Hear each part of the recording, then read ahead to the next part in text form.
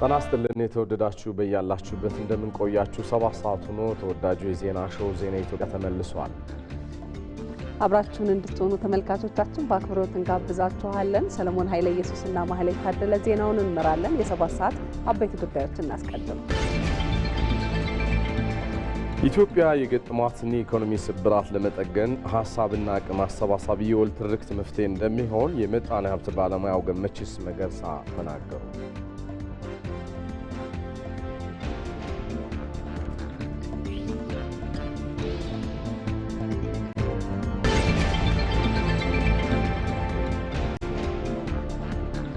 የኢሬቻ ኤክስፖ በኤግዚቢሽን ማዕከል ተከፈተ።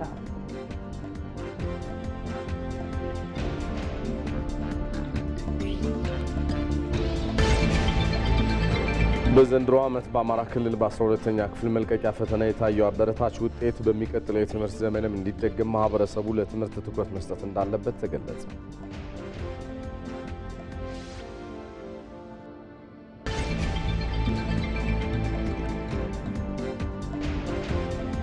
በውጭ ዘገባችን የጋዛውን ጦርነት ያስቆማል የተባለው የአሜሪካ ባለ 21 ነጥብ የሰላም እቅድ ተስፋ እንደተጣለበት ተገለጸ።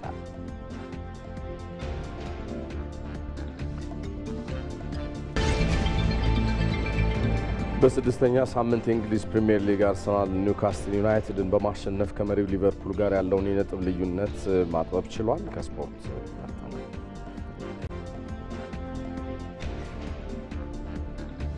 ተመልካቾቻችን ከዚህ ከዋናው ስቱዲዮ ከያዝናቸው ጉዳዮች በተጨማሪ በቀጥታ መስመር ሪፖርተሮቻችን እየገቡ ተጨማሪ መረጃ ይሰጡናል። በስቱዲዮም እንግዳ ጋብዘን ቆይታ የምናደርግበትን ጉዳይ ይዘናል። በእርግጥም በፊት ለፊት ረድፍ ላይ ራሄል ፍሬው ትታየናለች። በዘንድሮ ዓመት በአማራ ክልል በ12ኛ ክፍል መልቀቂያ ፈተና አበረታች ውጤት ታይቷል ተብሏል። በርካታ ተማሪዎችም ያለፉበት ነው። ይሄንን ሳቢያ በማድረግም ከፍተኛ ውጤት ላመጡት የማበረታቻ ሽልማት ተሰጥቷል። ይሄን ለማስቀጠል በማህበረሰቡ ለትምህርት ትኩረት መስጠት እንዳለበትም ተገልጿል። የተነሱ ዋና ዋና ሀሳቦችን እያጋራችን ቆይታ ታደርጋለች። በትክክል እንዲሁም ደግሞ ዛሬ በአጀንዳነት የምናነሳው ጉዳይ የኢትዮጵያን የመቻል አቅም የሚያሳዩ ጉዳዮች ላይ ትኩረት ያደረገና በተለይ ደግሞ ኢትዮጵያ በመጣችባቸው መንገዶች ወደ ኋላ የቀረችበት ምክንያት ምንድነው? አሁንስ ከሌሎች ሀገራት እኩል ለመራመድ ምን መሰራት አለበት የሚለውን ጉዳይ ይሆናል። ከዚህ ጋር በተገናኘ ደግሞ ተጨማሪ መረጃ የሚሰጠን ባልደረባችን ምንተስኖት ይልማ በቀጥታ መስመር ላይ ይገኛል። የኢሬቻ ኤክስፖ በኤግዚቢሽን ማዕከል ዛሬ ተከፍቷል። ባልደረባችን ሄዶም አማራ እየተካተለችው ትገኛለች። ባህላዊ ሴቶችንና ህብረ ብሔራዊ አንድነትን በማጠናከር ረገድ ኤክስፖ ያለውን አንድምታ በተመለከተ መረጃዎችን እያጋራችን ቆይታ ታደርጋለች። እንዲሁም ደግሞ ቀደም ሲል በጠቀስንላችሁ በአጀንዳነት በምናነሳው ጉዳይ ላይ ለተጨማሪ ማብራሪያ እዚህ ስቱዲዮአችን እንግዳ ጋብዘናል። እንግዳችን የሰላምና ልማት ተመራማሪና አማካሪ የሆኑት ዶክተር ሮባ ጴጥሮስ ናቸው። እሳቸውም በሰዓቱ እዚህ ስቱዲዮአችን ተገኝተዋል። ቆይታ እናደርጋለን። ቆየት ብለን እናገኛቸዋለን። ሁሉንም ዘገባዎች የተከታተላችሁ አብራችሁ እንድትዘልቁ በድጋሚ እንጋብዛለን።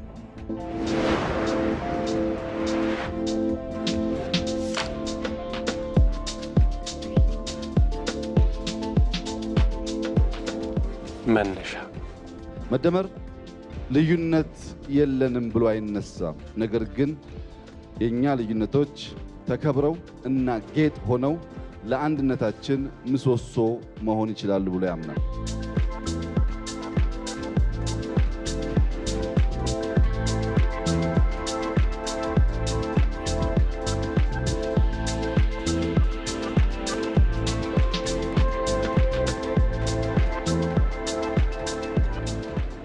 መንገድ የመደመር መንግስት ያልተሄደበትን መንገድ መጓዝ ይመርጣል። በእኛ መልክ፣ በእኛ ሐሳቤ፣ በእኛ ባህል ልክ ተቀርጾ በምሳሌነት የሚወሰድ ሀገር መገንባት እንፈልጋለን። ይህ ደግሞ ይቻላል ብሎ የመደመር መንግስት በጽኑ ያምናል።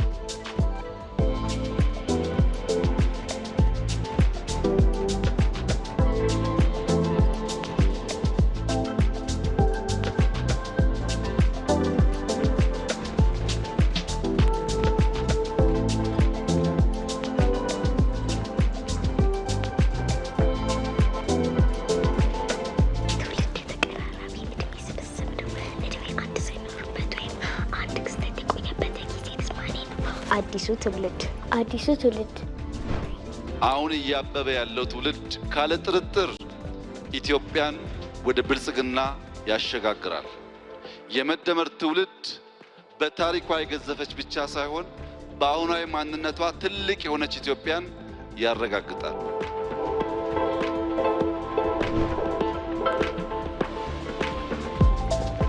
ቁጭት ኢትዮጵያን የመሰለ ለፈጣሪ የቀረበ አኩሪ ታሪክ ያለው የነጻነት ገድል ያለው ብዙ ሕዝብ በተፈጥሮ የታደለ በኪነ ህንፃ በባህል በታሪክ ምንም የሚያሳፍር ነገር የሌለው ሕዝብ እንዴት ድሃ ሆነ?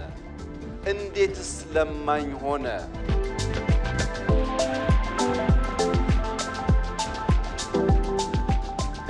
ለትውልድ ጥያቄ ለተሻለ ነገ መልስ ያለው እሳቤ ምላሽ ያለው ስርዓት የመደመር ጉዞ የመደመር መንገድ የመደመር መንግስት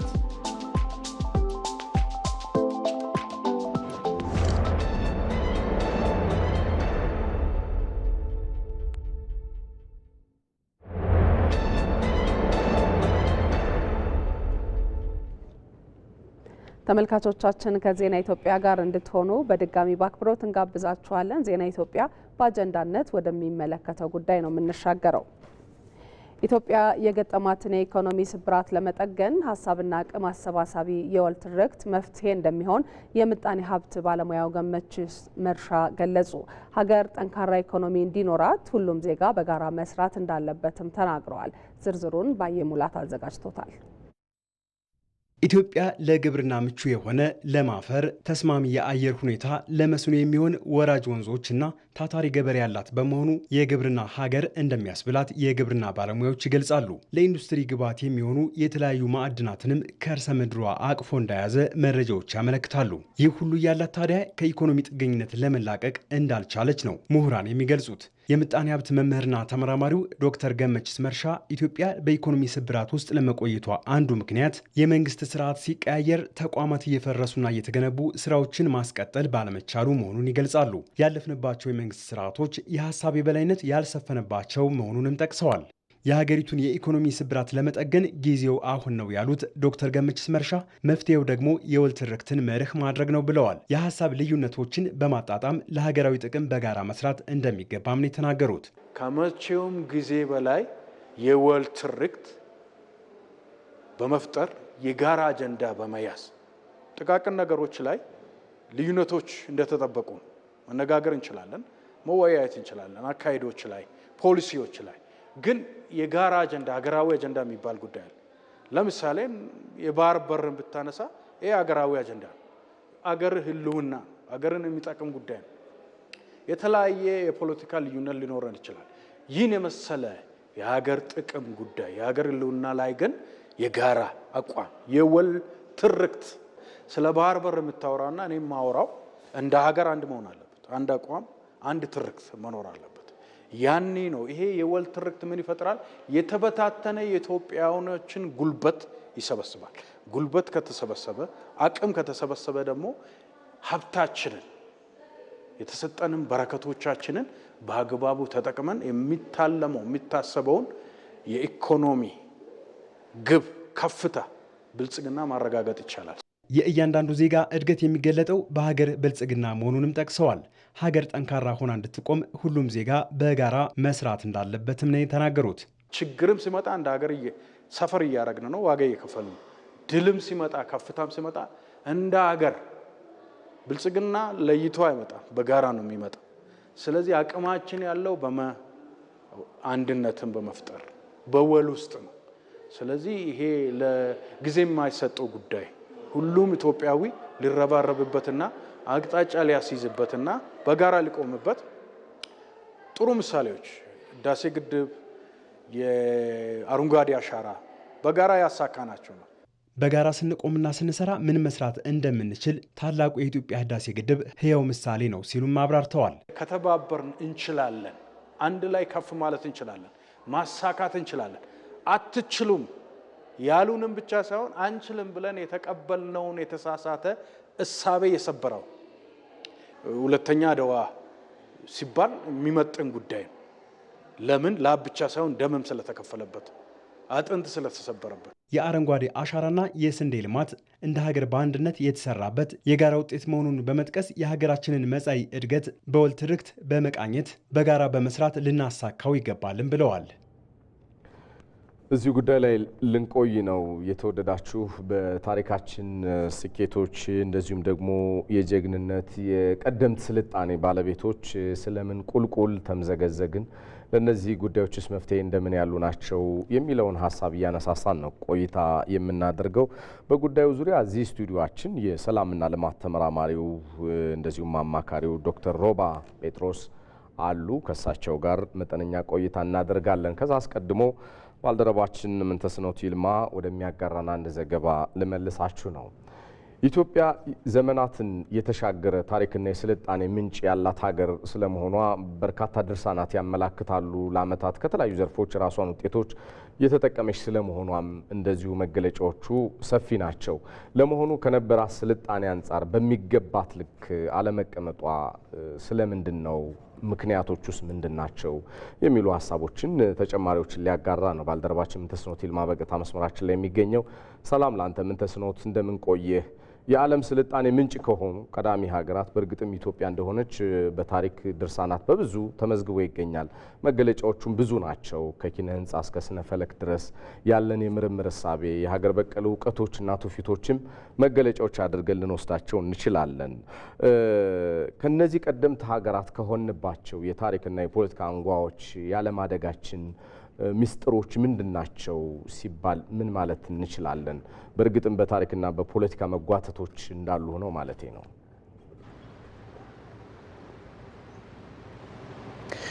አመሰግናለሁ። እናንተም እንደገለጻችሁት ኢትዮጵያ ጥንታዊት ሀገር ናት። በርካታ ታሪካዊ፣ ፖለቲካዊ እንደዚሁም ማህበራዊ ተጽዕኖን ሊፈጥሩ የሚችሉ ሀብቶችም ያሏት ሀገር ናት። እነዚህ ታላላቅ ቅርሶችና የሀብቶች ባለቤት የሆነችው ኢትዮጵያ ይህ ሀብቷ በተለያየ መልኩ እንግዲህ በኪነ ህንፃ በተለያየ መልኩ ሲንጸባረቅ እንደዚሁ ቆይቷል። ከራሷም አልፋ ለሌሎች ሀገሮች መትረፍ የምትችል ሀገር ናት ኢትዮጵያ። ነገር ግን እነዚህን ሀብቶቿን ባለመጠቀሟ የተነሳ ወይንም ተቋማዊ ስርዓትን በተደራጀ መልኩ ባለመገንባቷ የተነሳ በርካታ በየጊዜው የሚገጥሟትን ፈተናዎች ለመሻገር ሲከብዷት እንመለከታለን። ስለዚህ ክብሯን፣ እድሜዋን፣ ጥንታዊነቷን የሚመጥን እድገትም እንዳላሳየች ነው በርካቶች በዚህ ጉዳይ ላይ ሲናገሩ የሚሰማው። ይህንን በተመለከተ የታሪክ ምሁሩ ዶክተር ታምራት ኃይሌ የተናገሩትን አድምጠን እንመለስ። የመዋቅራዊና የተቋማዊ ዘላቂነት ችግሮች ናቸው ከዓለም ጋር እንድንተላለፍ ያደረጉን። እነዚህ ተቋማት ያገለገሏቸው አንዳንድ ዓላማዎች ሊኖሩ ይችላሉ። ግን ከስልጣኔና ከልማት አንጻር ግን አዎንታዊ ነበሩ ማለት አይቻልም። አቅሞቻችን ብንጠቀም ቢያንስ ራሳችንን እንችል ነበር። በምግብ ራሳችንን እንችላለን። በቴክኖሎጂ ራሳችንን እንችላለን። ያሉብንን ልዩ ልዩ የኢኮኖሚና የፖለቲካ ችግሮቻችንን እንቀርፍ ነበር ብንጠቀም ኖሮ። እንግዲህ ይህንን የተፈጥሮ እምቅ ጸጋ ሀብት ይዘን ጥንታዊት ሀገር ሆነን ትላልቅ የሆኑ ታሪካዊ ሀብቶች እያሉን ለምንድን ነው ደሃ የሆን ነው? ጠቅላይ ሚኒስትር ዶክተር አብይ አህመድም በተደጋጋሚ በዚህ ጉዳይ ላይ ሀሳባቸውን ሲሰጡ በተለያዩ መድረኮች ተመልክተናል። ለምንድን ነው ደሃ የሆን ነው? ይሄ ቁጭት የወለደው ነው። እንግዲህ ለዘመናት ኢትዮጵያ ያጠናቀቀችው አሁን ባለፈው ዓመት መገባደጃ ላይ ያጠናቀቀችው የታላቁ ህዳሴ ግድብ እንግዲህ የዚህ ቁጭት የወለደው አንድ ነገር ተደርጎ ሊወሰድ ይችላል። ለዘመናት በርካታ ውሃን ለኢትዮጵያ እንግዲህ ለአባይ ታመነጫለች። ኢትዮጵያ ግን ከዘርፉ ተጠቃሚ አይደለችም። በዚህም የተነሳ እንግዲህ ይህ ቁጭት አሁን እንግዲህ በተለያዩ መስኮች ስራ እየተሰራበት ማለት ነው ታላቁ ህዳሴ ግድብን ማጠናቀቅ ተችሏል። በዚህም በርካታ ተቋማዊ ስራዎችም እንደዚሁ እየተገነቡ ይገኛሉ ሲሉ ነው ሀሳባቸውን የሚገልጹት። የታላቁ ህዳሴ ግድብ ተጀምሮ መጠናቀቅ ብዙ የሚነግረን ነገር አለ። አንደኛውና ትልቁ ነገር አገራዊ ሀብቶችን እንድናውቅ በዛ ዙሪያ ላይም አገራዊ የሆነ ርብርብ እንዲኖር ትልቅ ትምህርት የሚወሰድበት ነው። ታላቁ ህዳሴ ግድብ የሚያስተምረን በጣም ትልቁ ነገር ተጀምሮ በመጨረስ ጉዳይ ላይ ምናልባትም በአፍሪካም ደረጃ ልንለው እንችላለን፣ በዓለምም ደረጃ ልንለው እንችላለን ትምህርት የሚወሰድበት ነው። ሊያሰባስቡ የሚችሉ ፕሮጀክቶች ተጀምረው ሊጠናቀቁ እንደሚችሉና ትስስራችንን በጣም ሊያጠናክሩ የሚችሉበት እድል እንዳለ አመላካች ነው። በአጠቃላይ ያሉንን እምቅ ተፈጥሯዊ ሀብቶችን በመጠቀም እንደዚሁም ተቋማዊ አደረጃጀቶቻችንን በማጠናከር የሚገጥሙንን ፈተና በመሻገር ልክ እንዳሳካነው እንደ ታላቁ የህዳሴ ግድብ ሁሉ ሌሎች ሜጋ ፕሮጀክቶችንን በማሳካት የኢትዮጵያን እድገት ማስቀጠል እንችላለን የሚል አንድምታ ነው ያለው። ለጊዜው ያለው መረጃ ይህን ይመስላል። ባልደረባችን ምንተስኖት ይልማ እናመሰግናለን። ለመረጃዎች መልካም ጊዜ ይሁን። ከእንግዳችን ጋር የምናደርገውን ቆይታ እንቀጥል። ቀደም ሲል ያስተዋወቅናችሁ እንግዳችን እዚህ ስቱዲዮ ነው የሚገኙት። የሰላምና ልማት ተመራማሪና አማካሪ ዶክተር ሮባ ጴጥሮስ እዚህ ስቱዲዮ አሉ። ዶክተር ስለመጡ ስለሚሰጡንም ማብራሪያ አስቀድመን እናመሰግናለን። ቀደም ሲል እያነሳን የነበረው ሀሳብ አለ፣ ሰፊ ነው።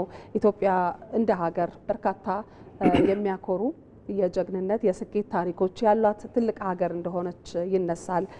ጠቅላይ ሚኒስትር አብይ አህመድ የመደመር መንግስት በሚለው መጽሐፋቸው የመጀመሪያው ሀሳብ መነሻቸው የአባይን ልጅ ለምን ውሃ ጠማው የሚል ሀሳብ ያነሳሉ።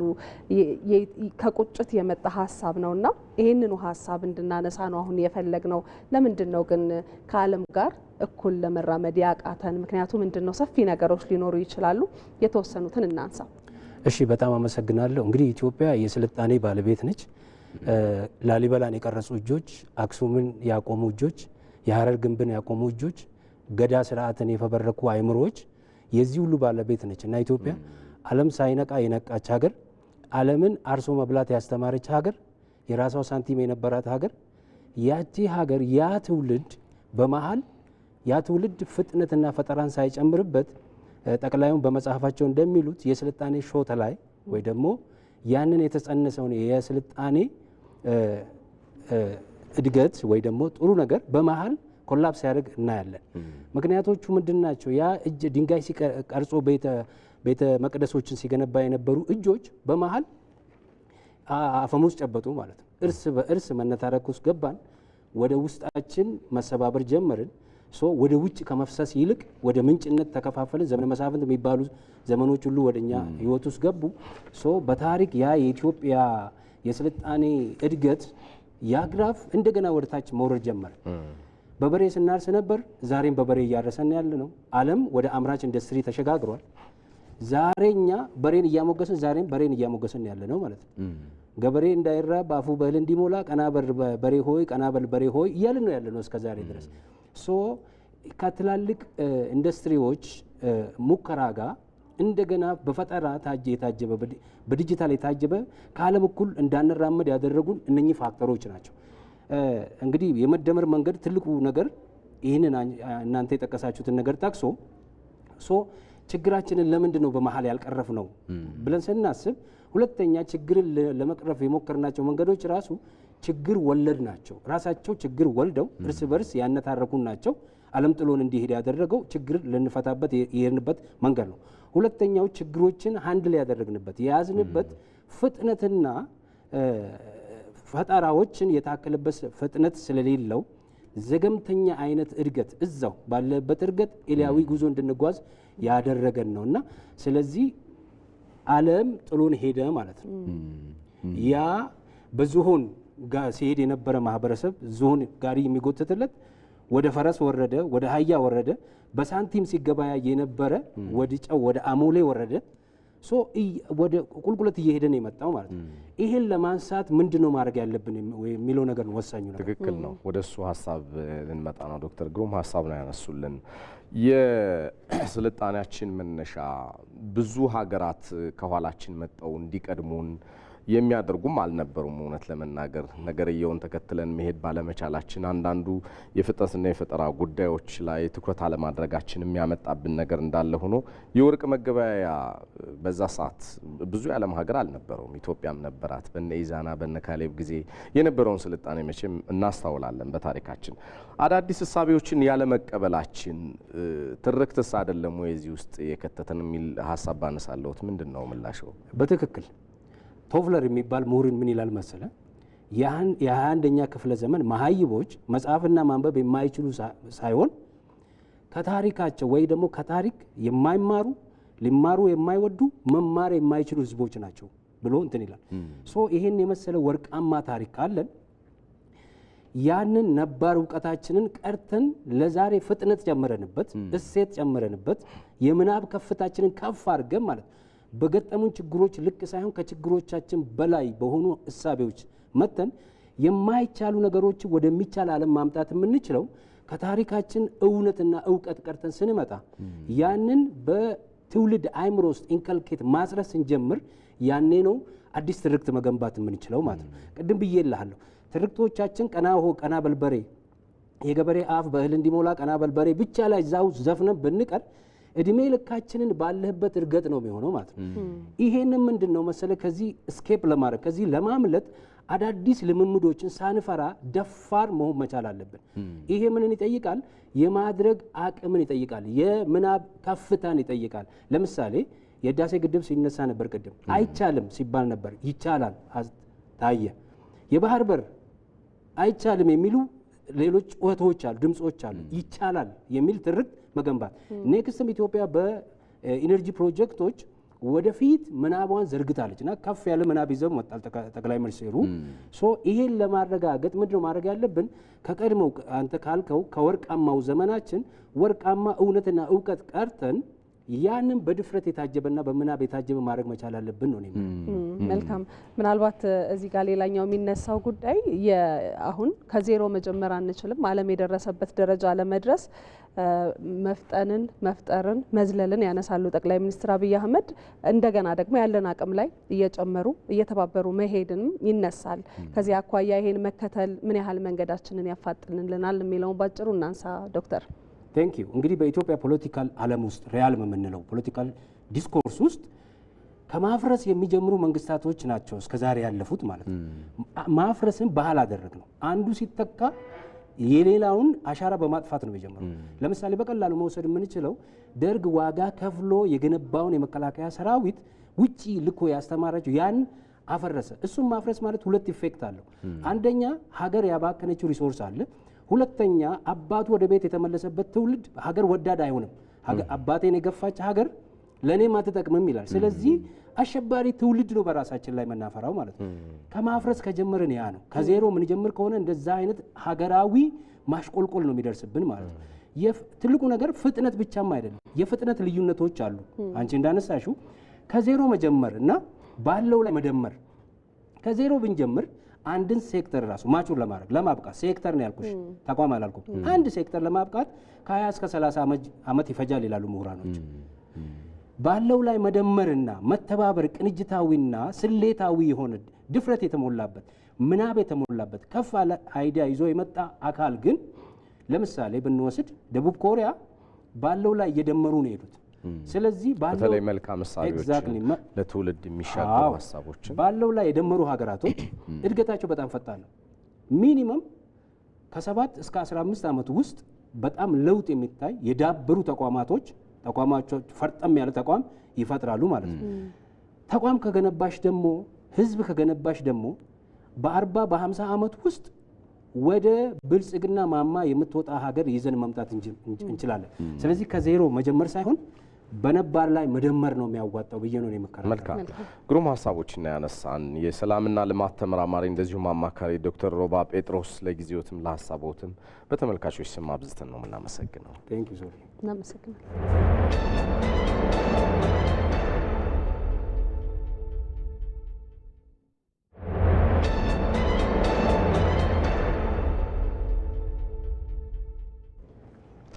ዜና ኢትዮጵያ ላይ ናችሁ ተመልካቾቻችን። እንቀጥላለን። አሁንም በቀጥታ መስመር ደግሞ ሪፖርተሮቻችን ተጨማሪ መረጃ ወደሚሰጡባቸው ጉዳዮች ነው የምንሻገረው።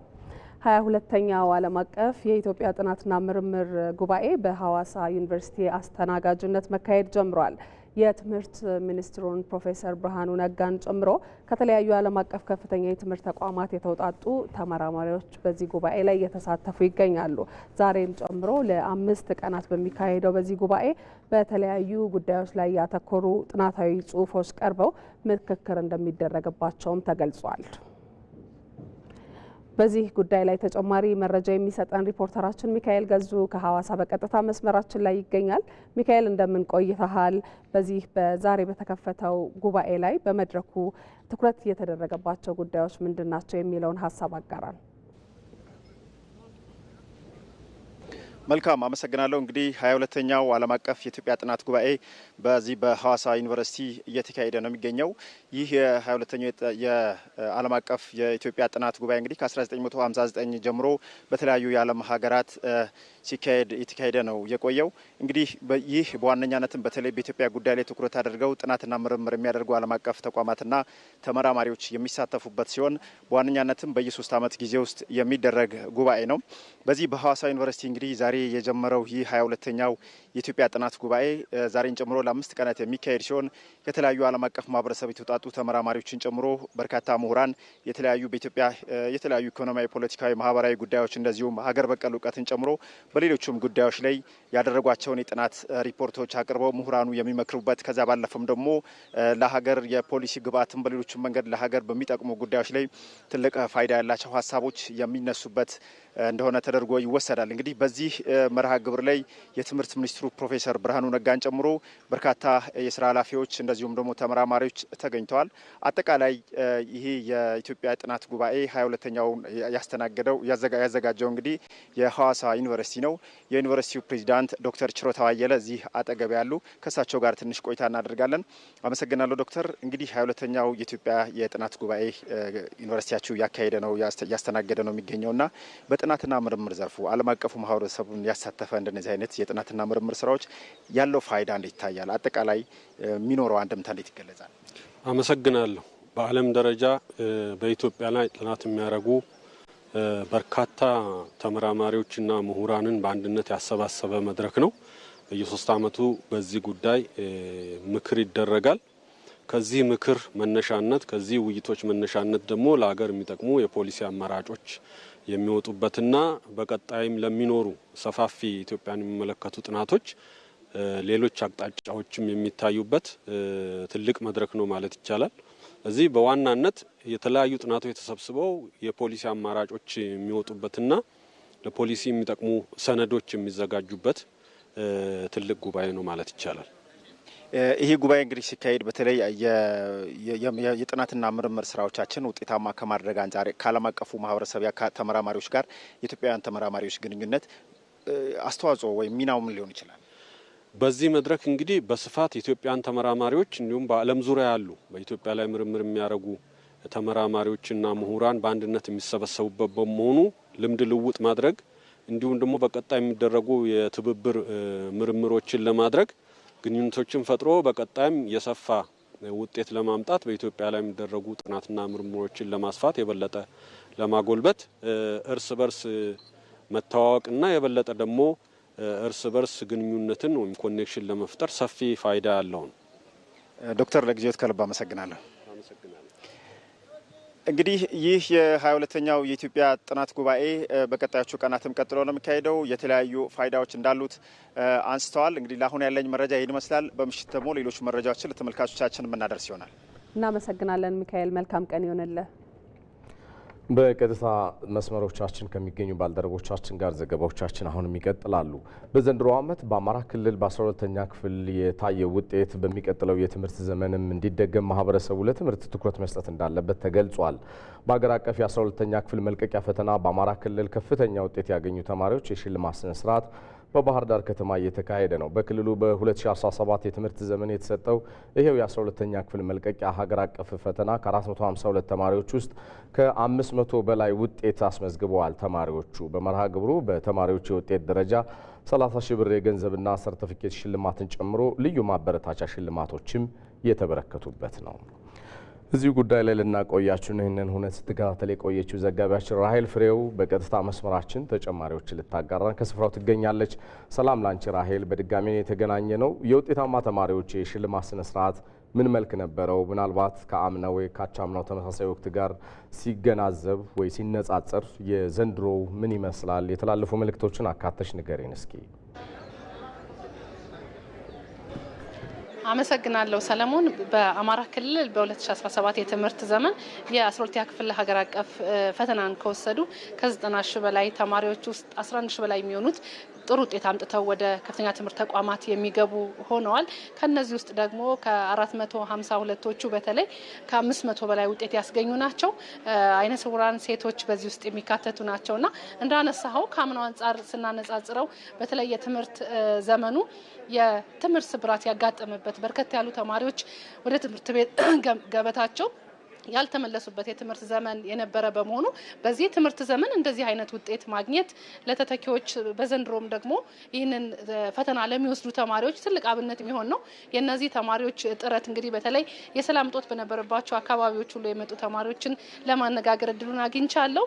ዓላማና የጊዜውን ሁኔታ በመረዳት የተደረጉ ጥረቶች ለዚህ ውጤት እንዳስገኟቸው ነው ያነሱልኝ። በመድረኩ እንግዲህ 30 ሺህ ብር እጅግ ዝቅተኛው ሽልማት ነው። ከዚህ በላይ የሆኑ የዋንጫ የሰርቲፊኬትና ለከፍተኛ ውጤት ላመጡት ደግሞ ሌሎች ማበረታቻዎች ከትምህርት መርጃ ቁሳቁሶች ማለትም ከቦርሳ ከላፕቶፕ ጀምሮ በርከት ያሉ ሽልማቶች ናቸው የተበረከቱት፣ የአይነትና የገንዘብ ሽልማቶች ማለት ነው። በመድረኩ ምክትል ርዕሰ መስተዳድር ዶክተር አብዱ ሁሴን እንዳነሱት ይህ ውጤት እጅግ ከፍተኛ የሚባል ነው። ሆኖም ግን ከአማራ ክልል የተማሪዎች አቅም አንጻር ደግሞ አሁንም መስራት እንዳለብን የሚያመላክት ነው ብለዋል። በመሆኑም አጠቃላይ ወላጆች፣ የትምህርት ማህበረሰቡ በተለይ በዚህ በተያዘው የትምህርት ዘመን ላይ ይህንን ፈተና የሚወስዱ ተማሪዎች ከዚህ የላቀ ውጤት እንዲያመጡ ርብርብ ሊደረግ እንደሚገባ ነው ያነሱት። በትምህርት ዘመኑ እንግዲህ ትምህርት ቤቶች ተከፍተዋል። ከአምናው እጅግ የተሻለ ቁጥር ያላቸው ትምህርት ቤቶች ተማሪዎቻቸውን እያስተናገዱ ነው የሚገኙትና ለነዚህ ተማሪዎች እጅግ ተስፋ የሆነ ዓመት ስለሆነ ይህ ውጤት ይህ የሽልማት መርሃ ግብር ትልቅ አርአያነት እንዳለው ነው በምክትል ርዕሰ መስተዳድር ማዕረግ የማህበራዊ ክላስተር አስተባባሪዋና የክልሉ ትምህርት ቢሮ ኃላፊ ዶክተር ሙሉነሽ ደስ ያነሱት። ለዚህ ውጤታማነት ደግሞ መምህራን፣ ትምህርት ቤቶች ዋጋ እየከፈሉ ወላጆች ያመጡት ውጤት ስለሆነ ምስጋናቸውን አቅርበዋል። በአጠቃላይ በመድረኩ ከ400 በላይ ያመጡ 2 የአይነ ስውራን ተማሪዎች የማበረታቻ ሽልማቱ ጭምር አግኝተዋል ማለት ነው። ከ130 በላይ ሴቶች ደግሞ ልዩ ሽልማቶችን በክልሉ ሴቶችና ህጻናትና ማህበራዊ ጉዳይ ቢሮ ተበርክቶላቸዋል። በአጠቃላይ መድረኩ በተለይ ትምህርት ዘመኑን አቅም መሆን የሚያስችል ተነሳሽነትን ለትውልዱ ማስተላለፍን ዓላማ ያደረገ ነው ማለት ይቻላል። ለአሁን ያለኝ መረጃ ይህንን ነው የሚመስለው። አመሰግናለሁ። ባልደረባችን ራሄል ፍሬው፣ እኛም እናመሰግናለን። መልካም ቀን ይሆንልሽ።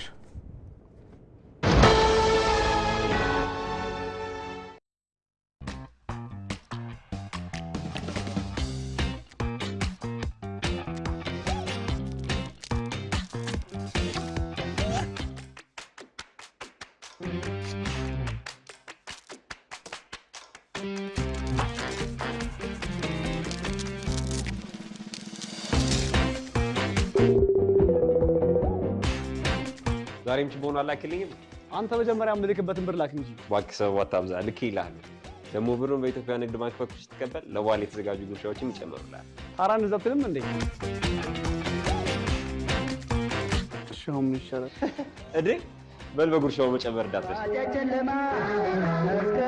የኢትዮጵያ ንግድ ባንክ እንኳን ለብርሃነ መስቀሉ በሰላም አደረሳችሁ እያለ ከወዳጅ ዘመድ የሚላክሉትን ማንኛውም ዓለም አቀፍ ገንዘብ በሐዋላ በባንካችን በኩል ሲቀበሉ በእያንዳንዱ ዶላር የዕለቱ ምንዛሬ ላይ ተጨማሪ ጉርሻ ማዘጋጀታችንን ስንገልጽ በታላቅ ደስታ ነው። አንተ የምር ግን ችቦ ልትልክልኝ ነበር? ታዲያ ምን ላድርግ ስታስጨንቀኝ? የኢትዮጵያ ንግድ ባንክ ሁሌም የሚተማመኑበት ባንክ።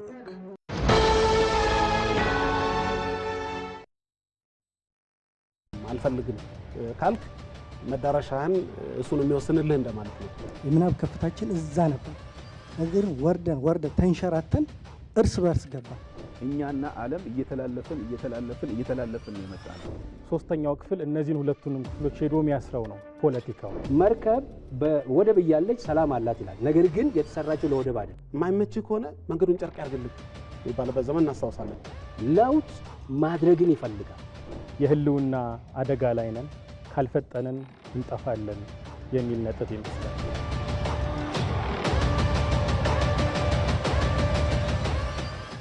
ዜና ኢትዮጵያ ላይ ናችሁ ተመልካቾቻችን። ከኛ ጋር ስላላችሁ እናመሰግናለን። ሪፖርተሮች በቀጥታ መስመር ተጨማሪ መረጃ የሚሰጡባቸው ጉዳዮቻችንም ቀጥለዋል። የኢሬቻ ኤክስፖ በኤግዚቢሽን ማዕከል ተከፈተ። ኤክስፖ በአዲስ አበባ ከተማ አስተዳደርና በኦሮሚያ ክልላዊ መንግስት የተዘጋጀ ነው። አውደ ርዕዩን የከፈቱት የአዲስ አበባ ከተማ አስተዳደር ምክትል ከንቲባና የኢንዱስትሪ ልማት ቢሮ ኃላፊ ጃንጥራር አባይ የኢትዮጵያ ማንሰራራት ማሳያ የሆነው ታላቁ የኢትዮጵያ ህዳሴ ግድብ በተጠናቀቀበት በዚህ ወቅት ኢሬቻ መከበሩ የተለየ ያደርገዋል ብለዋል። አዲስ አበባን የአደባባይ በዓላትን ለማክበር ምቹ እንድትሆን አድርገናታል ያሉት ምክትል ከንቲባው የአደባባይ በዓላት በጋራ በፍቅር ሲከበሩ የኢኮኖሚን ከማሳደግ በላይ የቱሪስት መስህብ ለመሆን ያላቸው ሚና የላቀ ስለመሆኑም አንስተዋል። በዚሁ ጉዳይ ላይ ተጨማሪ መረጃ ልትሰጠን ሪፖርተራችን ኤዶም አማረ በቀጥታ መስመራችን ላይ ትገኛለች። ኤዶም እንዴት ቆይተሻል? በዚህ በተከፈተው ኤግዚቢሽን ላይ የነበረው የመክፈቻ ስነስርዓት ምን ይመስል ነበረ? አንቺ የተመለከትሹንና የተነሱ ሀሳቦችን አጋሪን። አመሰግናለሁ ማህሌት፣ እንደምን ውለሻል? እንግዲህ ቀደም ሲል አንቺም እንዳልሽው መጪውን የኢሬቻ በዓል አስመልክቶ በዛሬው ዕለት በኤግዚቢሽን ማዕከል የኢሬቻ ኤክስፖ ተከፍቷል። እንግዲህ ይህ ኤግዚቢሽን ለቀጣይ 4 ቀናትም የሚቆይ ነው የሚሆነው። ኤግዚቢሽኑን መርቀው የከፈቱት ደግሞ የአዲስ አበባ ከተማ አስተዳደርና የኢንዱስትሪ ልማት ቢሮ ኃላፊ የአዲስ አበባ ከተማ አስተዳደር ምክትል ከንቲባና የኢንዱስትሪ ልማት ቢሮ ኃላፊ ጃንጥራር አባይ ናቸው። እሳቸውም በዚህ ወቅት እንግዲህ ንግግር ባደረጉበት ሰዓት አዲስ አበባን ለአደባባይ በዓላት ምቹ አድርገናታል። በተለይም ደግሞ ታላቁ የህዳሴ ግድብ በተጠናቀቀበት ማግስት የኢሬቻና የመስቀል በዓላት መከበራቸው የዘንድሮውን የተለየ ያደርገዋልን ብለዋል። እንዲሁም ደግሞ ለአደባባይ በዓላት ምቹ የሆኑ ስፍራዎችን በማዘጋጀት ዜጎች ምንም አይነት በሰላማዊ መንገድ ያለ ምንም መጨናነቅ በዓላቱን እንዲያከብሩም እድል እንደተመቻቸላቸው ተናግረዋል። እንግዲህ በዚህ ኤግዚቢሽንና ባዛር ላይ በርካታ ነገሮች ቀርበዋል። የኦሮሞ አልባሳት ቀርበዋል። የኦሮሞ ባህላዊ ምግብ፣ የኦሮሞ ጌጣጌጦች እንደምታየው እንደያስኩት አይነት እንደለበስኩት አይነት ላለባበስ ምቹ የሆኑ ቀላል የሆኑ ዲዛይናቸው ከአምናው የተለየ ብዙ አይነት አልባሳት እንደዚሁም ጌጣጌጦች የቀረቡበት ኤግዚቢሽንና ባዛር ነው። ዞር ዞር ብዬም እንግዲህ ነጋዴዎቹን ለማነጋገር ሞክሬ ነበረ። እንደዚህ አይነት ኤግዚቢሽንና ባዛሮች በተለይም ለነሱ ለንግድ ትስስርን ከመፍጠር ባሻገር ደግሞ ባህላቸውን ለማስተዋወቅ ባንሸጥም እንኳን ነው ያሉኝ ነጋዴዎቹ ባህላችንን አስተዋውቀን የምንሄድበት መድረክ ስለሆነ እንደዚህ አይነት መድረክ ለኛ እጅግ በጣም ጠቃሚ ነው ያሉኝ። እንግዲህ ቀደም ሲል እንዳልኩሽ ይህ ኤግዚቢሽንና ባዛር ለቀጣይ 4 ቀናትም ክፍት ሆኖ የሚቆይ ነው የሚሆነው። እንግዲህ ተመልካቾችም በዚህ ኤግዚቢሽንና ባዛር ላይ ተሳታፊ መሆን ይችላሉ። እጅግ በርካታ የሚባሉ የሚያማምሩ ዲዛይኖች፣ ጌጣጌጦች ከትንሽ ጀምሮ ትልልቅ እስከሚባሉ የኦሮሞ ባህል አልባሳትና ጌጦች ጭምር የቀረቡበት ኤግዚቢሽንና ባዛር ነው። እንግዲህ ዝግጅቱ ደማቅ የሚባል ነው። መክፈቻም አይመስልም፣ የመጀመሪያ ቀንም አይመስልም። ሰዎችም ሸማቾችም ሲሸምቱ ተመልክተናል። እነሱንም ለመጠየቅ ሞክሬ ነበር ስሜታቸውን። የሚፈልጉትን ነገር አንድ ቦታ ላይ ማግኘት መቻላቸው ለነሱ እጅግ በጣም ብዙ ድካምን እንደሚያቀልላቸው ነው የነገሩኝ። እንግዲህ ለሰዓቱ ያለኝ መረጃ ይሄንን ይመስላል። ማለት እናመሰግናለን በጣም ኤዶም ለመረጃው። መልካም ቀን፣ መልካም ጊዜ ይሆንልሽ።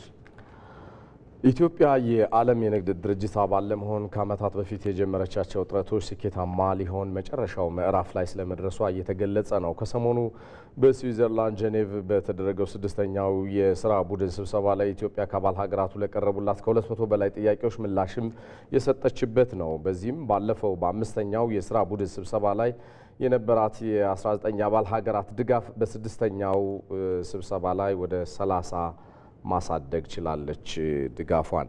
እዚህ ጉዳይ ላይ እናቆያችሁ ነው። በዚህ ጉዳይ ዙሪያ ተጨማሪ መረጃዎችን ሊያደርሰን ዘጋቢያችን አሚር ጌቱ በቀጥታ መስመራችን ላይ ነው የሚገኘው። አሚር እንደምን ቆየ? ሰላም ላንተ ይሁን። የኢትዮጵያ የዓለም የንግድ ድርጅት አባልነት ምን ምን ጥቅሞች ያስገኛል? በተለይ ከድርጅቱ አባል ሀገራት ጋር እየተደረገ ያለው ድርድር ከፍ እያለ ጥቅሟንም ለማስጠበቅ እየሄደችበት ያለው ርቀት ምን ውጤት እያስገኘላት ነው የሚለውን ንገረን እስኪ እባክህ። አመሰግናለሁ ሰለሞን። እንግዲህ ኢትዮጵያ ላለፉት 23 ዓመታት የዓለም የንግድ ድርጅት አባል ለመሆን በተለያዩ ጊዜያት ጥያቄ ያቀረበች ጥያቄ ስታቀርብ ቆይታለች። አሁን ውጤታማ ምዕራፍ የሚባለው ደረጃ ላይ ትገኛለች። እንግዲህ በዚህ መረጃችን ላለፉት ጊዜያት ኢትዮጵያ ስታቀርበው የነበረው ጥያቄ ሂደቱ ምን ይመስላል፣ አባል ብትሆን ደግሞ ምን ታገኛለች የሚለውን ባጭሩ እንመለከታለን። እንግዲህ የዓለም የንግድ ድርጅት በዓለማችን ላይ ከሚገኙ ግዙፍ የፋይናንስ ተቋማት መካከል አንዱ ነው።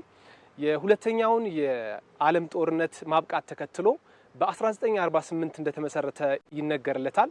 ሲመሰረት ወደ 23 አባል ሀገራትን ይዞ ነበር የተመሰረተው። አሁን ወደ 165 ሀገራት አባል ሆነው በዚህ ተቋም ላይ እንደሚገኙ መረጃዎች ያሳያሉ። እንግዲህ 98% የሚሆነው የዓለም ንግድ በዚህ በዓለም ንግድ ድርጅት ውስጥ ባሉ አባል ሀገራት እንደሚከወን ይገለጻል እና ይህ ቀላል ቁጥር አይደለም። በዓለም የንግድ ስርዓት ውስጥ ያለውም ተጽዕኖ በጣም ከፍ ያለ ነው ብሎ ማንሳት ይቻላል። እንግዲህ አሁን ያለው መርህ ወይም ዓላማው ምን ይመስላል የሚለውን ስንመለከት ቀላል፣ ነፃ፣ ፍትሃዊና ፍትሃዊ የሆነ የንግድ ስርዓትን በዓለም ለማስፈን በዚህ ውስጥ ደግሞ የዓለምን የንግድ ስርዓት ውጤታማ የዓለምን ኢኮኖሚ ለማሳደግ በሚል መርህ ነው እንግዲህ እየተንቀሳቀሰ የሚገኘው። ኢትዮጵያ ያደረገችው ጥረት ምን ይመስላል፣ የዚህ የንግድ ድርጅት አባል ለመሆን ሂደቱ ምን ይመስላል የሚለውን ስንመለከት ለመጀመሪያ ጊዜ ኢትዮጵያ የዚህ ተቋም አባል ለመሆን ጥያቄ ያቀረበችው በፈረንጆቹ 2003 በእኛ ደግሞ በ1995 ከዛሬ 23 ዓመት በፊት እንደነበረ መረጃዎች ያሳያሉ። ከዛ በኋላም ወጣ ገባ ቢሆንም በግልም ይሁን እንደ ቡድን የተለያዩ ጥረቶች ተደርገዋል። የተሳኩም ያልተሳካባቸውም ጊዜዎች ነበሩ። በተለይ ከ2020 በፈረንጆቹ ካለፈው ወደዚህ ከ5 ዓመት በኋላ ጠንካራ የሆኑ ጥያቄዎች እየቀረቡ ስለመሆኑ ጥሩ የሚባሉ ድርድሮች እየተደረጉ ስለመሆኑ መረጃዎች ያሳያሉ። በተለይ ከለውጡ ሂደት በኋላ ማለት ነው። እንግዲህ በቅርቡ ቀደም ሲልም በመግቢያው ላይ እንደተነሳው 6ኛው የቡድን አባል ሀገራቱ የስራ ስብሰባ በስዊዘርላንድ ጄኔቭ ተካሂዶ ነበር። ኢትዮጵያም እንግዲህ ተሳትፋ ነበረ። ከአባል ሀገራቱ ወደ 200 ጥያቄዎች ለኢትዮጵያ ጥያቄዎች ተነስተውላት በዝርዝር ምላሾች ኢትዮጵያ እንደሰጠች ተገልጿል። በዚህም አመርቂ የሆኑ ውጤቶች እየተገኙ እንደሆነ ተነግሯል። 5ኛው ስብሰባ በቅርቡ ከ6ኛው በፊት ተካሂዶ ነበር። 19 አባል ሀገራት የኢትዮጵያን ጥያቄ ተቀብለው ነበር። አሁን በ6ኛው ላይ ደግሞ 30 ደርሰዋል። ይሄ ለኢትዮጵያ ስኬታማ ምዕራፍ ነው ብሎ ማለት ይቻላል፣ የድርጅቱ አባል እንድትሆን ማለት ነው። በቀጣይ ደግሞ ምን ታገኛለች፣ እንደው ኢትዮጵያ የዓለም የንግድ ድርጅት አባል ብትሆን ምን ታገኛለች የሚለውን ስንመለከት ከአባል ሀገራቱ ጋር የንግድ አጋርነት ለመፍጠር ወይም ትሬድ አላያንስ የሚሉትን ማለት ነው ለመፍጠር ያግዛታል። በዚህም ያላትን አቅም ለማሳደግ በዓለም የንግድ ስርዓት ውስጥ ያላትን ተጽዕኖም ከፍ ለማድረግ ያግዛታል። ሌላው ደግሞ በትልቁ የሚነሳው የውጭ ቀጥተኛ ኢንቨስትመንት ነው። እንግዲህ እንደሚታወቀው ኢትዮጵያ በተለያዩ የኢኮኖሚ ለውጥ ምዕራፍ ላይ ትገኛለች። እንደ ትልቅ ማሳያ አድርገን ደግሞ ታላቁ የኢትዮጵያ ህዳሴ ግድብን ማንሳት እንችላለን። የህዳሴ ግድቡ በተለይ የውጭ ቀጥተኛ ኢንቨስትመንትን በመሳብ ትልቅ አቅም እንደሚፈጥር ተገልጿል። አባል ሀገራቱ ደግሞ ወደዚህ መጥተው ኢንቨስት ካደረጉ የህዳሴ ግድብና ትልልቅ ፕሮጀክቶች ላይ ኢንቨስት እንዲያደርጉና የኢትዮጵያንም አቅም ለማሳደግ ያግዛታል የሚል ሀሳብ ይነሳል።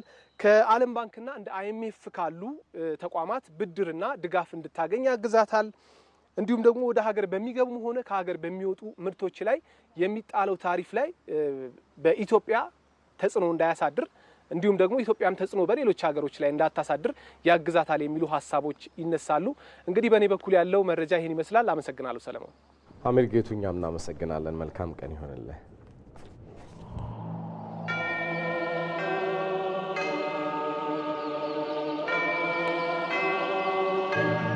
የአባይን ልጅ ለምን ውሃ ጠማው?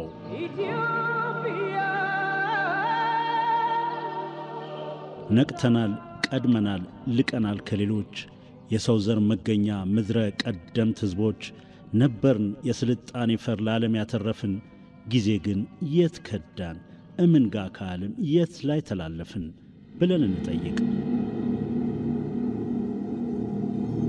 የባከነ ምቃቅም የስልጣኔ ብልጭታ በቁጭት የተገመደ መልስ በምናባዊ ከፍታ ከፍ ከፍ እናት አገር በተደመረ ክንድ በህብረ ሐሳብ ሥራ የትውልድ ቃል ኪዳን አረንጓዴ አሻራ በህብረትን ጠይቅ ተረቱን እንማው የአባይን ልጅ ለምን ውሃ ጠማው?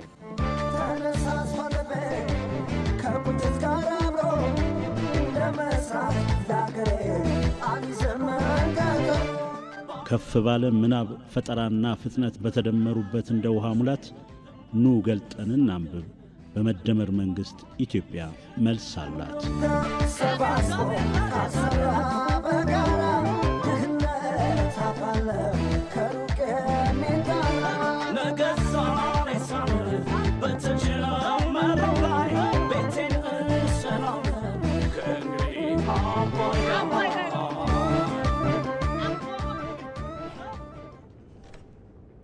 ዜና ኢትዮጵያ ላይ ናችሁ ተመልካቾቻችን። ወደ ዝርዝር ዘገባዎቻችን ደግሞ እናልፋለን። ሀገራት በግዛታቸው የሚፈሰውን የወንዝ ውሃ ያለ ገደብ በነጻነት የመጠቀም መብት እንዳላቸው በተባበሩት መንግስታት ድርጅት የድንበር ተሻጋሪ ወንዞች አጠቃቀምን በተመለከተ በዓለም አቀፍ መርሆች ላይ ተደንግጓል። ኢትዮጵያ ከራሷ ግዛት በሚፈልቀው የአባይ ወንዝ ላይ የታላቁ የኢትዮጵያ ህዳሴ ግድብን ስትገነባ ይህንን መርህ ታሳቢ ብታደርግም አስቸጋሪ የዲፕሎማሲ ጫናዎች ገጥመዋት ነበር። ይህንን ጉዳይ ሪፖርተራችን ቶማስ ኃይሉ መለስ ብሎ ተመልክቶታል። ኢንጂነር ውዱ ይግረም ይባላል። በታላቁ ህዳሴ ግድብ የተርባይን ገጠማና ጥራት ቁጥጥር ባለሙያ ሆኖ እየሰራ ነው። በአፍሪካ ግዙፉ የኤሌክትሪክ ኃይል ማመንጫ በሆነው በታላቁ ህዳሴ ግድብ ከዓለም አቀፍ ባለሙያዎች ጋር በቅንጅት በመስራቱ ከፍተኛ ልምድ ያገኘበት እንደሆነ ይገልጻል። ከነሱ ከኤክስፐርቶች ጋር ነው አብረን እየሰራን ያለ ነው። ከነሱ ልምድ እንድናቃግዘናል። ደስ ይላል። አክቹሊ የሀገራዊ ፕሮጀክትን በመሆኑ ሁለተኛ ትልቅ ፕሮጀክት ነው። ለእኛም ልምዱ ከፍ ያለ ጥቅም ስላለው ጥሩ ነገር አግኝተንበታል። በተመሳሳይ በግድቡ ግንባታ ላይ 12 ዓመታትን ያሳለፈው በረከት ጣፍላም በስራ ወቅት ከባድ ጊዜያትን ቢያሳልፍም በግድቡ ግንባታ ሂደት ላይ በመሳተፉ በእውቀት ሽግግር ትርፍ አግኝቼበታለሁ ይላል። ብዙ ማሽን ኦፕሬተር ይሆናል፣ ባለሙያ ይሆናል። ምን ማለት ሲመጣ ምንም ማያውቅ ባለሙያ አሁን ላይ ባለሙያ ውጤታማ ትርፋማ ሆኗል። ሙያ ለምዷል።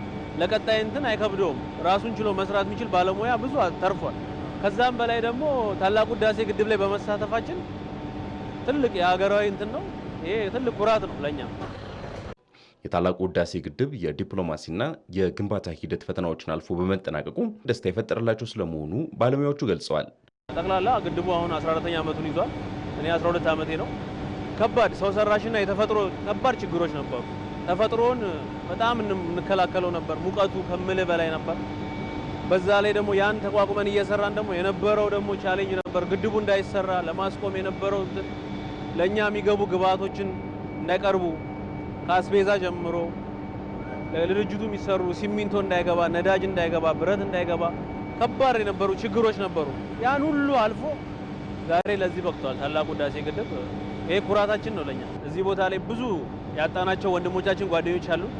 ለነሱ ቤተሰብ ይሄ ማስታወሻ ሐውልት ነው።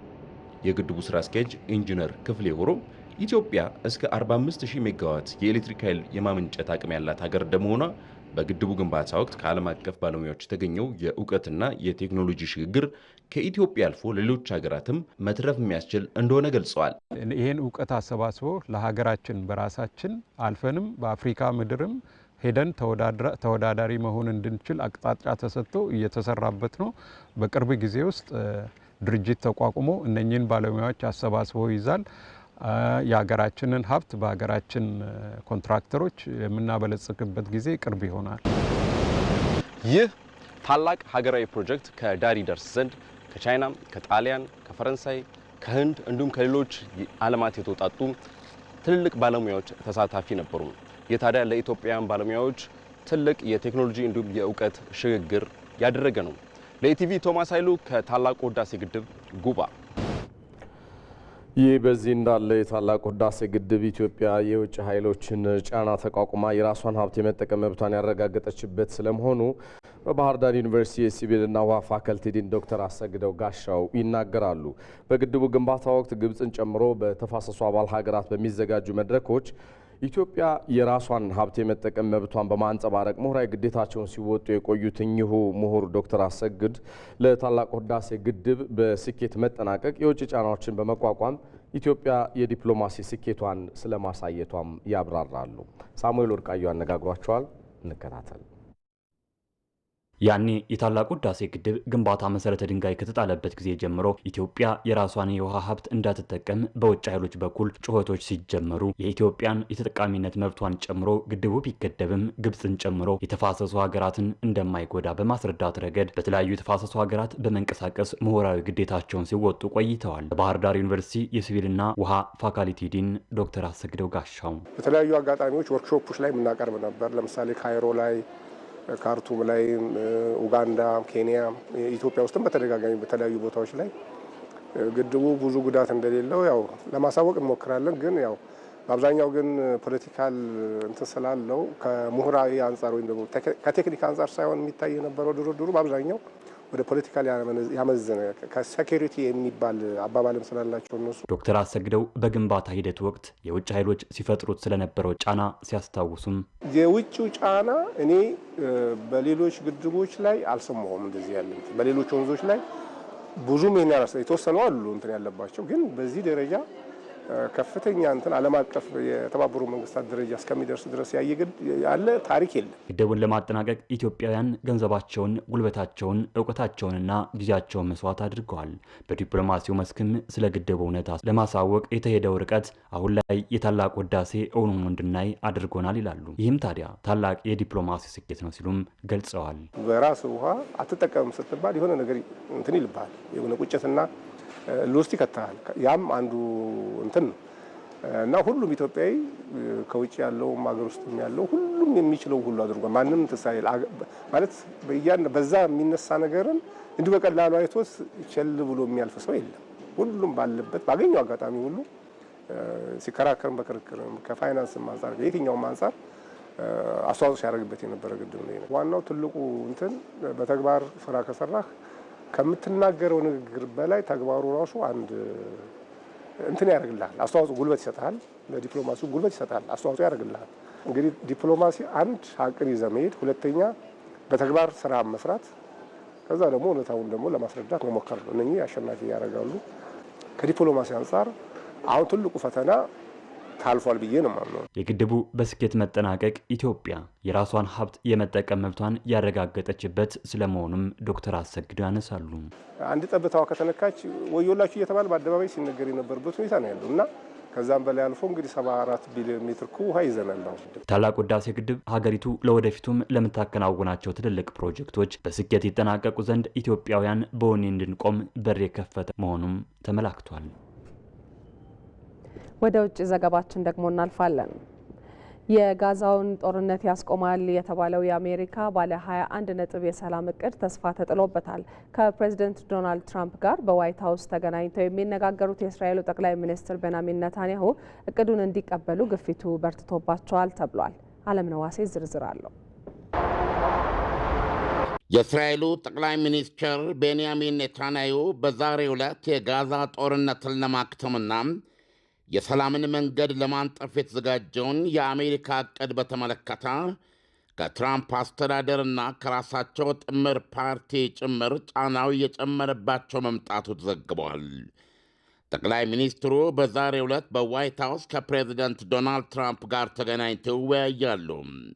ዋይት ሃውስ ኔታንያሁ እሳቸው ከዚህ በፊት ያራመዷቸውን አቋሞች የሚጻረሩ ሐረጎችን ጭምር የያዘውን ዕቅድ በመቀበል የተኩስ ማቆም እንዲደረስ ያደርጉ ዘንድ ዋይት ሃውስ ከፍተኛ ጫና እያደረገባቸው ነው። ጀሩሳሌም ፖስት እንደተነተነው ከጀርባቸው ደግሞ ቀኝ አክራሪ ጥምር መንግሥታቸው ቀይ መስመሮቻቸውን የሚጥሱ ስምምነቶችን ጠቅላይ ሚኒስትሩ ቢቀበሉ የፖለቲካ መዘዝ ይኖረዋል እያሉ በማስጠንቀቅ ላይ ናቸው። የአሜሪካው ባለ 21 ነጥብ ዕቅድ አስቸኳይ ተኩስ አቁም መላ ታጋቾች ማለትም በሕይወት ያሉትና የሞቱት ሁሉም በ48 ሰዓት ውስጥ ተለቀው ከቤተሰቦቻቸው ጋር እንዲቀላቀሉና በሺዎች የሚቆጠሩ ፍልስጤማውያን እስረኞች እንዲፈቱ ያዛል። የእስራኤል ጦር አይዲኤፍ በቀስ በቀስ ከጋዛ እንዲወጣ ያደርጋል። በሚመሰረተው ዓለም አቀፋዊ አካል ቁጥጥር የሚደረግበትና ሐማስን የሚተካ የፍልስጤማውያን ባለሙያዎች ኮሚቴ ወይም መንግሥት እንዲመሠረትና የሐማስ መዋቅር ከመሬት በላይና በታች እንዲፈራርስ ያዛል።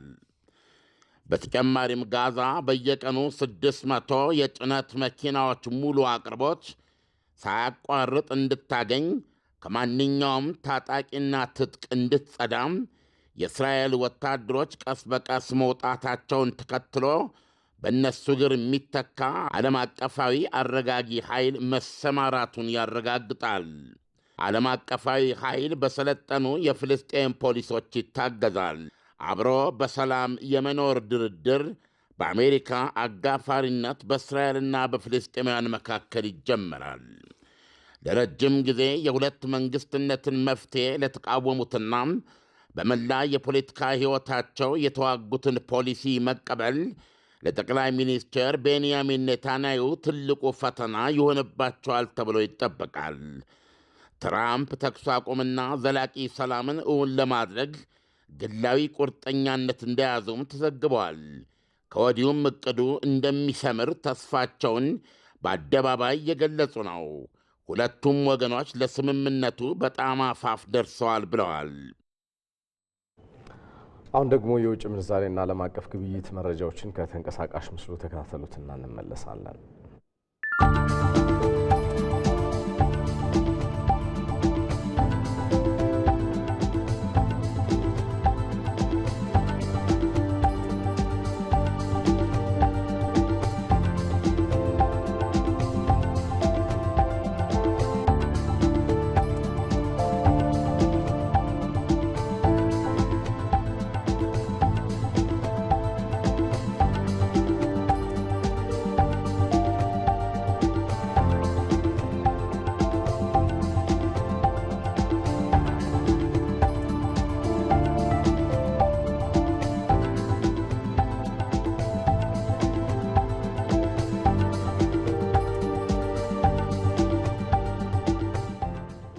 በመጨረሻም የስፖርት ዜና።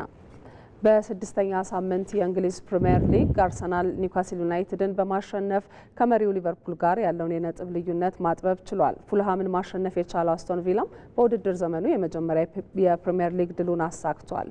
ህሊና ዳነ በስድስተኛ ሳምንት የእንግሊዝ ፕሪምየር ሊግ መርሃ ግብር አርሰናል ከኒውካስል ዩናይትድ ጋር ያደረገውን ጨዋታ 2-1 በሆነ ውጤት አሸንፏል። በሴንት ጄምስ ፓርክ በተደረገው ጨዋታ መድፈኞቹ እስከ 83ኛው ደቂቃ የኒውካስሉ የፊት መስመር ተጫዋች ኒክ ቦልተማደ ባስቆጠራት ግብ ሲመሩ ቢቆዩም በመጨረሻዎቹ ደቂቃዎች ባስቆጠሯቸው 2 ግቦች አሸንፈው መውጣት ችለዋል። ሴንት ጄምስ ፓርክ ላይ የሚፈተነው የሚካኤል አርቴታ ቡድን በሁለተኛው አጋማሽ መልካም እንቅስቃሴን ያደረገ ሲሆን ተቀይሮ የገባው ሚካኤል ሜሪኖ 84ኛውን ደቂቃ ላይ በማስቆጠር አርሰናልን አቻ ማድረግ ችሏል። ሚኬል ሜሬኖ በ2025 ከየትኛውም የአርሰናል ተጫዋች በላይ 7 የፕሪሚየር ሊግ ጎሎችን ማስቆጠርም ችሏል። ጨዋታው ወደ ተጨማሪ ሰዓት አምርቶ ሊጠናቀቅ ጥቂት ደቂቃዎች ሲቀሩትም ጋብሪኤል ማጋሌሽ ከማርቲን ኦዲጋርድ የተሻገረውን የማዕዘን ምት በጭንቅላቱ በማስቆጠር አርሰናልን አሸናፊ አድርጓል። 3 ተከታታይ ጨዋታዎች ከተሸነፉበት ሴንት ጄምስ ፓርክ 3 ነጥብ በመያዝ የተመለሱት መድፈኞቹ ከሊጉ መሪ ሊቨርፑል ያላቸውን የነጥብ ልዩነት ወደ 2 በማጥበብ ወደ ፉክክሩ ተመልሰዋል። ካደረጋቸው 7 የፕሪሚየር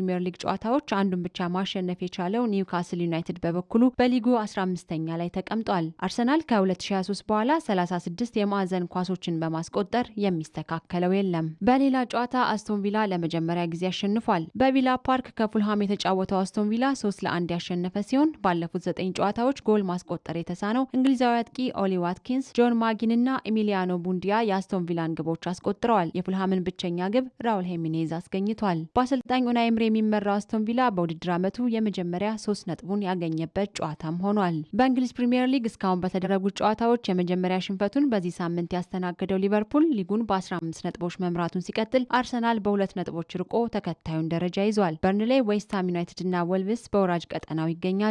የሊጉን ከፍተኛ ግብ አስቆጣሪዎች ደረጃ ኤርሊንግ ሃላንድ በ8 ጎሎች ሲመራ፣ ጃክ ግሪሊሽ 4 ለግብ የሆኑ ኳሶችን አመቻችቶ በማቀበል በቀዳሚነት ተቀምጧል።